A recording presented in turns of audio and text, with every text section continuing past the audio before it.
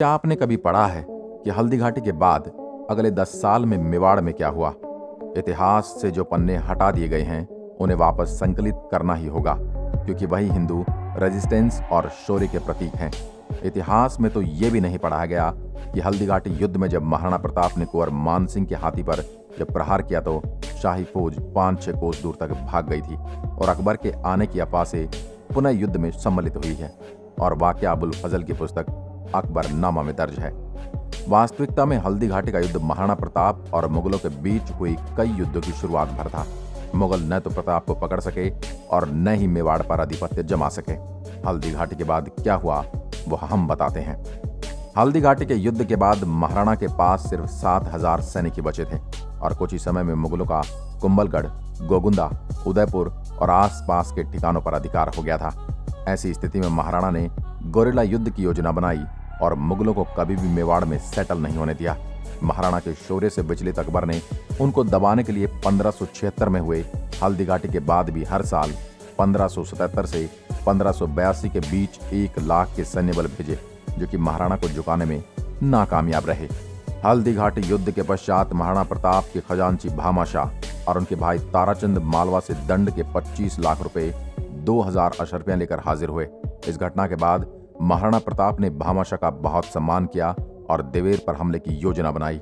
भामाशाह ने जितना धन महाराणा को राज्य की सेवा के लिए दिया, उससे 25,000 सैनिकों को 12 साल तक रसद दी जा सकती थी। बस फिर क्या था, महाराणा ने फिर से अपनी सेना संगठित करनी शुरू की और कुछ ही समय में 40,000 लड़ाकों की एक शक्तिशाली सेना तैयार हो गई। उसके बाद शुरू हुआ हल्दी घाटी युद्ध का दूसरा भाग, जिसको इतिहास से एक षड्यंत्र के तहत या तो हटा दिया गया या एकदम दरकिनार कर दिया गया। इसे बैटल ऑफ दिवेर कहा जाता है। बात सन 1582 की है। विजयदशमी का दिन था और महाराणा ने अपनी नई संगठित सेना के साथ मेवाड़ को स्वतंत्र कराने का प्रण लिया था। उसके बाद सेना के 2 हिस्सों में विभाजित करके युद्ध का बिगुल फूंक दिया।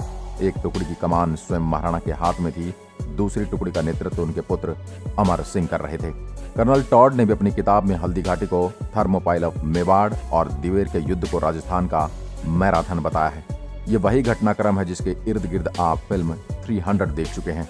कर्नल टॉड ने भी महाराणा और उनकी सेना के शौर्य, तेज और देश के प्रति उनके अभिमान को स्पार्टन्स के तुल्य ही बताया है, जो युद्ध भूमि में अपने से 4 गुना बड़ी सेना से यूं ही टकरा जाते थे। दिवेर का युद्ध बड़ा भीषण था। महाराणा प्रताप की सेना ने महाराज कुमार अमर सिंह के नेतृत्व में दिवेर थाने पर हमला किया। हजारों की संख्या में मुगल राजपूती तलवारों, बर्छी भालों और कटारों से बीन दिए गए। युद्ध में महाराज कुमार अमर सिंह ने सुल्तान खान मुगल को बर्छा मारा, जो सुल्तान खान और उसके घोड़े को काटता हुआ निकल गया। उसी युद्ध में एक अन्य राजपूत की तलवार एक हाथी पर लगी और उसका पैर कटकर निकल गया। महाराणा प्रताप ने बहलोल खान मुगल के सर पर वार किया और तलवार से उसे घोड़े समेत काट दिया। शौर्य की ये वानगी इतिहास में कहीं देखने को नहीं मिलेगी। उसके बाद ये कहावत बनी कि मेवाड़ में सवार को एक ही वार में घोड़े समेत काट दिया जाता है। ये घटनाएं मुगलों को भयभीत करने के लिए बहुत थी। बचे कुछ 36,000 मुगल सैनिकों ने महाराणा के सामने आत्मसमर्पण किया।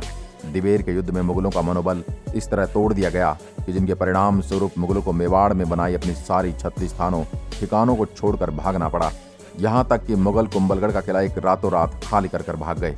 दिवेर के युद्ध के बाद प्रताप ने गोगुंदा, कुंभलगढ़, बस्सी, चावड़, जावर, मदारिया, मोही, मांडलगढ़ जैसे महत्वपूर्ण ठिकानों पर कब्जा कर लिया। इसके बाद भी महाराणा और उनकी सेना ने अपने अभियान जारी रखे। सिर्फ चित्तौड़ को छोड़कर मेवाड़ के सारे ठिकाने, दुर्ग वापस स्वतंत्र करा लिए गए। अधिकांश मेवाड़ को पुनः कब्जाने के बाद महाराणा प्रताप ने आदेश निकाला कि अगर कोई एक बिस्वा जमीन भी खेती करके मुसलमानों को टैक्स देगा, उसका सर काट दिया जाएगा।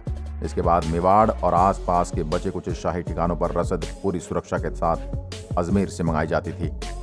दिवेर का युद्ध न केवल महाराणा प्रताप बल्कि मुगलों के इतिहास में भी बहुत निर्णायक रहा।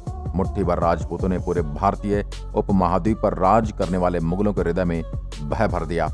दिवेर के युद्ध ने मेवाड़ में अकबर की विजय के सिलसिले पर न सिर्फ विराम लगा दिया, बल्कि मुगलों में ऐसे भय का संचार कर दिया कि अकबर के समय में मेवाड़ पर बड़े आक्रमण लगभग बंद हो गए।